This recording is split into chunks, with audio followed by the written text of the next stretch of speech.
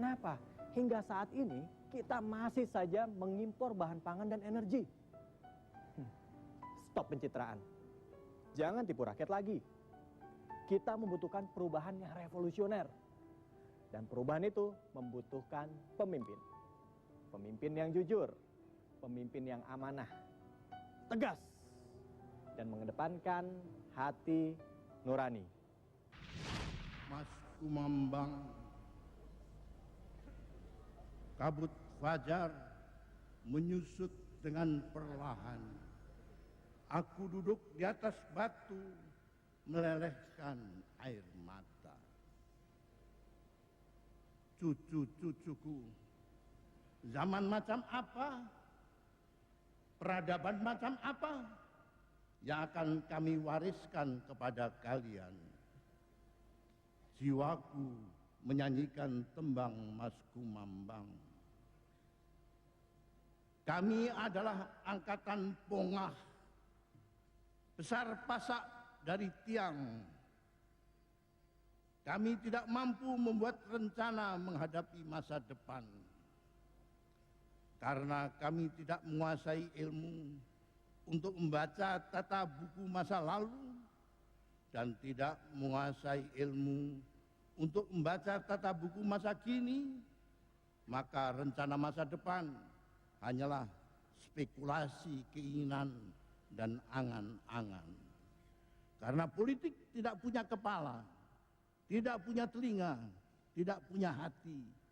Politik hanya mengenal kalah dan menang, kawan dan lawan, peradaban yang dangkal. Meskipun hidup berbangsa perlu politik, tetapi politik tidak boleh menjamah kemerdekaan iman dan akal di dalam daulat manusia. Dan Pak Wiranto, silahkan berbuat, rakyat akan menunggu buktinya.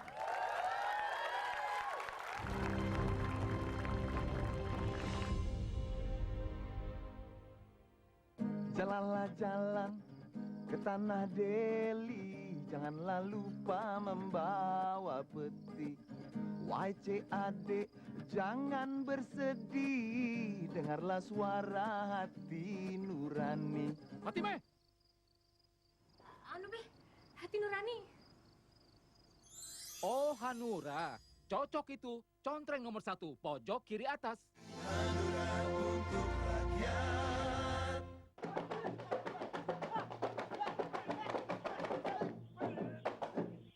Jauh-jauh dari Bekasi, ada maksud apa ente datang kemari?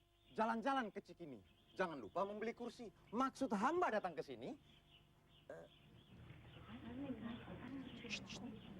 Hanura. Oh, mengikuti hati nurani. Ya, Hanura. Contreng nomor 1, pojok kiri atas. Hanura untuk rakyat.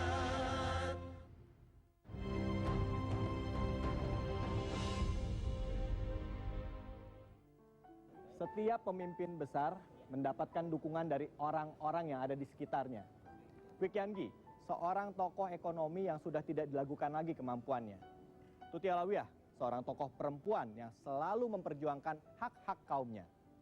Mereka berdiri di belakang Wiranto. Permisi, Ibu. Dan mereka siap mengantarkan Wiranto untuk membawa perubahan bagi bangsa ini.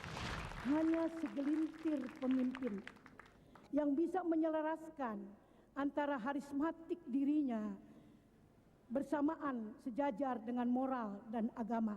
Itulah Pak Wiranto. Beliau bergerak atas landasan hati nurani. Dan beliau pun berpihak pada masyarakat, membangun moral.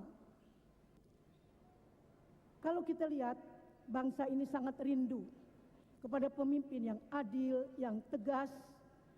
Dan Al-Quran mengatakan, tampil bil jismi wal ilmi, dengan postur dan ilmu.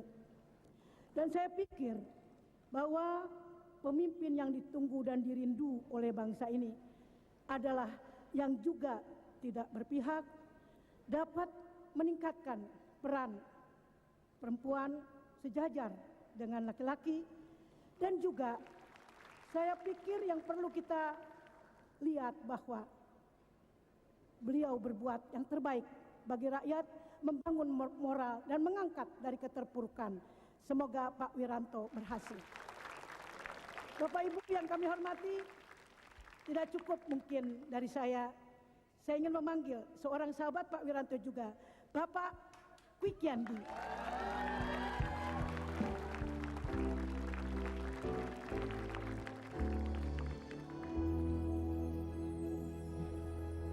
Para hadirin yang saya hormati, demikian juga saya mengenal Pak Wiranto sudah sejak lama, bahkan kami pernah bersama-sama duduk di dalam satu pemerintahan, sehingga saya mengenal betul siapa Pak Wiranto dan kemampuannya untuk memimpin bangsa ini dan membawa bangsa ini kepada kemakmuran.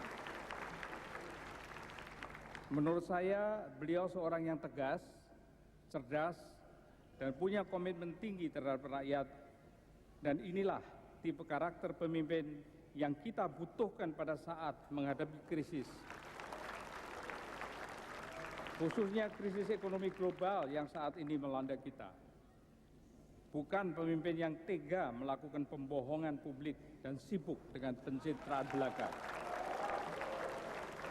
Bapak, Ibu, dan para hadirin yang saya hormati, inilah sahabat kami, teman seperjuangan dan pemimpin kita, Pak Wiranto, yang pengalaman, track record, dan bukti-buktinya telah ditayangkan dan kita saksikan bersama.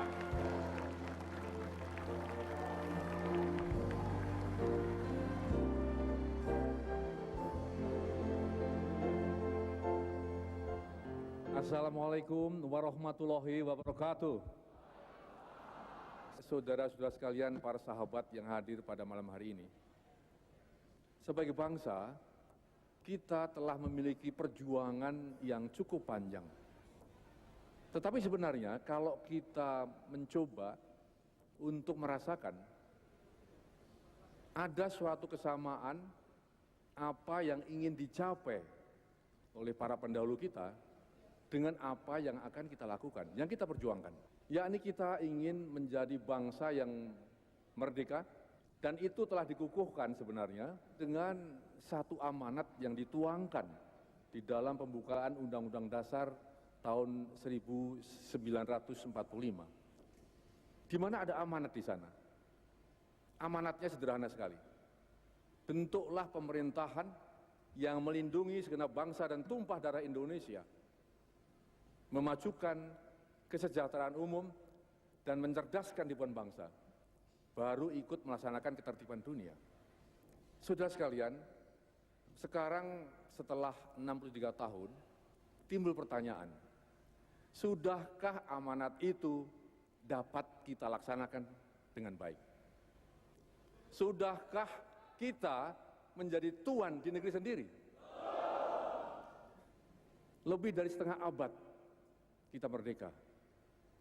Pemerintahan telah silih berganti, tetapi ternyata kita telah gagal untuk mewujudkan bangsa yang menjadi tuan di negeri sendiri. Saudara sekalian, saya tidak ingin menyalahkan siapapun, bahkan tidak akan menyalahkan pemerintah sekarang ini.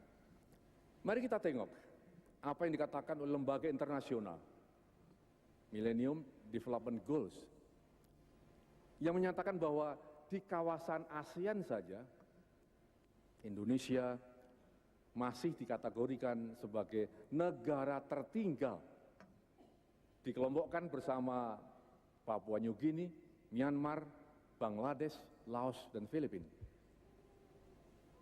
Saudara sekalian, lembaga yang terkemuka melalui pernyataannya dalam The Failed State Index tahun 2007 yang dikeluarkan oleh The Foreign Policy Washington DC.